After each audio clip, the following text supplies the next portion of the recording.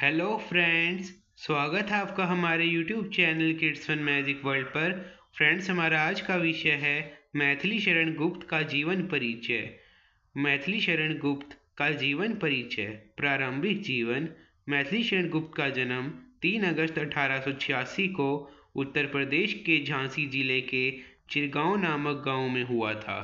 उनका नाम मैथिली शरण गुप्त था और वह हिंदी कविता के महान कवियों में गिने जाते हैं। उनके पिता का नाम श्री शंकर दयाल गुप्त था। मैथिली शरण गुप्त की शिक्षा जीवन झांसी में ही हुआ था। वह बचपन से ही कविता और साहित्य के प्रति आकर्षित थे। उनका वास्तविक जीवन संघर्ष और राष्ट्रभक्ति से जुड़ा हुआ था।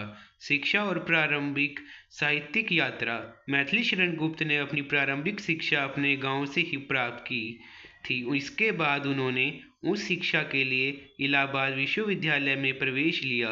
यहाँ से उन्होंने संस्कृत और हिंदी साहित्य का अध्ययन किया।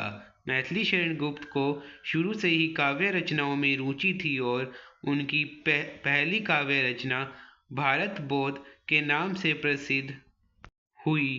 काव्य प्रारंभ और प्रमुख काव्य रचनाएं। मैथिली शरण गुप्त का साहित्यिक जीवन मुख्य रूप से काव्य लेखन के इर्द गिर्द घूमता था।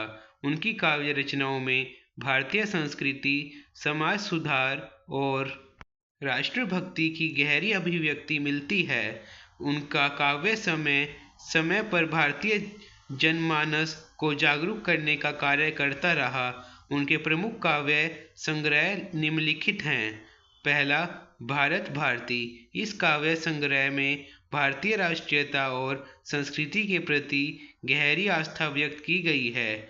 दूसरा, पथ के साथी। यह काव्य संग्रह संघर्ष और यात्रा को दर्शाता है। तीसरा, साकेत। इस काव्य रचनाओं में भारतीय संस्कृति और काव्यात्मकता की अनूठी शैली है जो उन्हें एक अमर काव्यकार बनाती है। राजनीतिक योगदान। मैथिली शरण गुप्त का जीवन केवल साहित्य तक सीमित नहीं था, बल्कि वह भारतीय स्वतंत्रता संग्राम में भी सक्रिय थे। उनका काव्य लेखन भारतीय समाज में जागरूकता और स्वतंत्रता संग्राम के प्रति लोगों को प्रेरित करता था।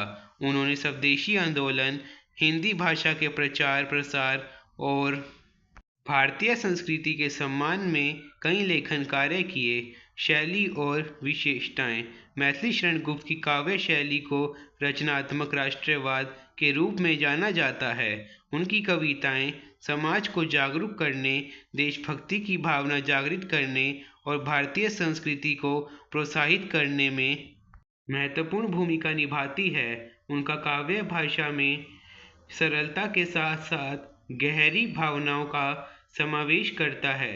उनके कविता के रूप में रस, छंद और अलंकार का सुंदर प्रयोग मिलता है। सम्मान और पुरस्कार। उनकी साहित्यिक सेवा के लिए उन्हें कई सम्मान और पुरस्कार मिले थे।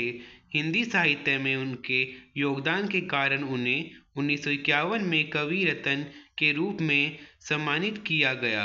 इसके अलावा उनके योगदान को देखते हुए उन्हें सरस्वती सम्मान जैसे प्रतिष्ठित सम्मान भी मिले। मृत्यु। मैथिली शरण गुप्त का निधन 12 दिसंबर 1976 को हुआ।